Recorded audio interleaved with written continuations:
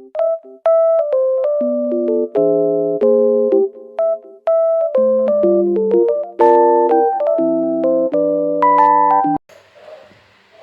siang semua. Apa kabar kalian semua hari ini? Sebelum dimulai materinya, alangkah baiknya kita berdoa menurut agama kepercayaan masing-masing. Berdoa dimulai. Berdoa selesai. Sebelum masukin materi, alangkah baiknya kita absen terlebih dahulu ya. Mul hadir? Hadir Bu. Cika hadir? Ya, hadir. Nggak hadir. Fauji hadir? Nggak hadir. Kemana mereka? Sakit atau pergi? Izin. Oke, izin. Mariam hadir? Hadir Bu. Hadir. Kita akan mempelajari tentang sebuah ajar teks, fabel, dan legenda. Sebelumnya kalian sudah ada yang pelajari tentang teks fabel dan legenda? Sudah. Di kelas berapa? SMP atau SMA?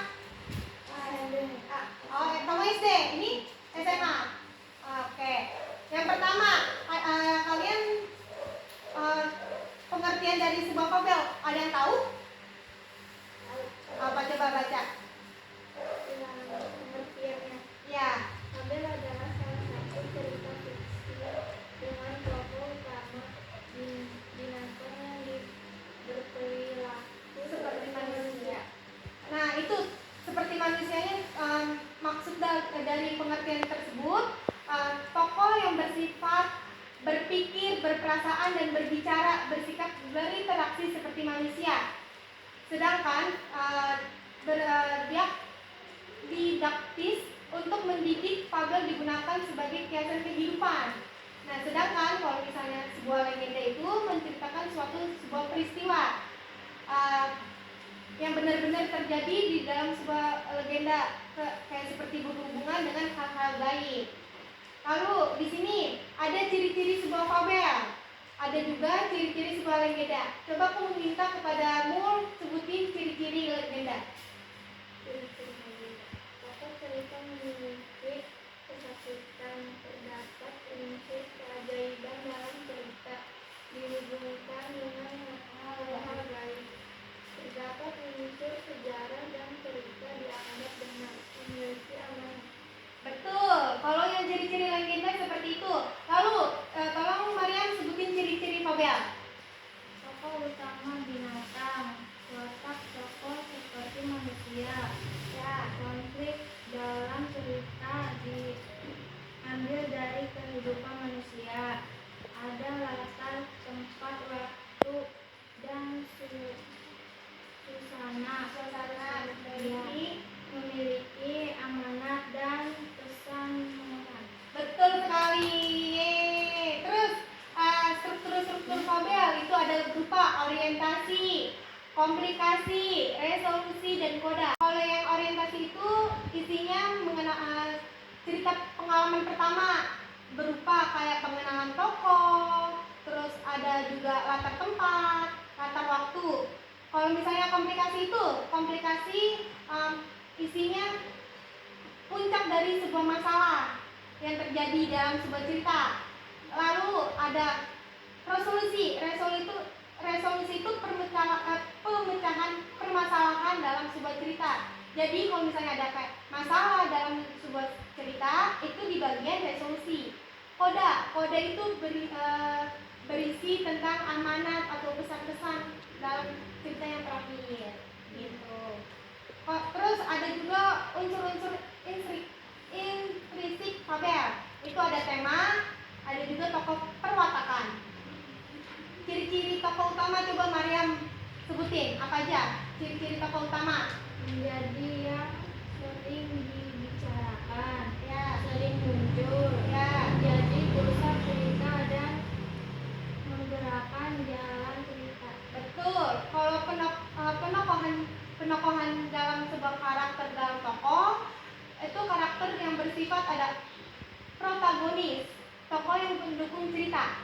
Lalu ada antagonis, tokoh penentang cerita. Ada tritagonis, tokoh berkarakter ganda.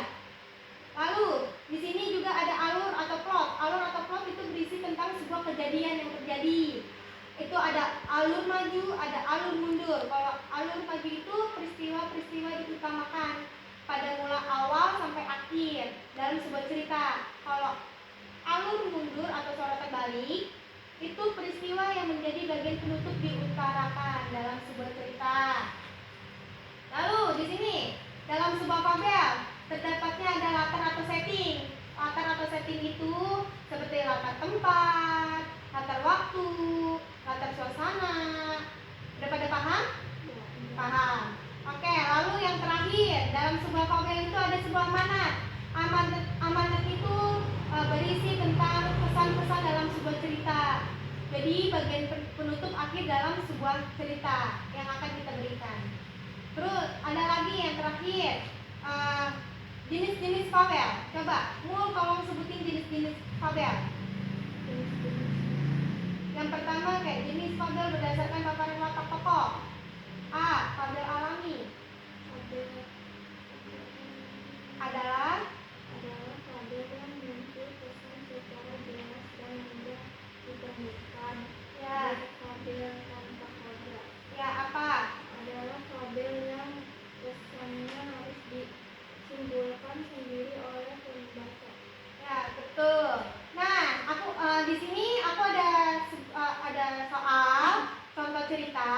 Aku meminta ke kalian tolong kasih penjelasan struktur dari cerita tersebut. Tolong berikan orientasinya, komplikasinya, terus kodanya, terus resolusinya.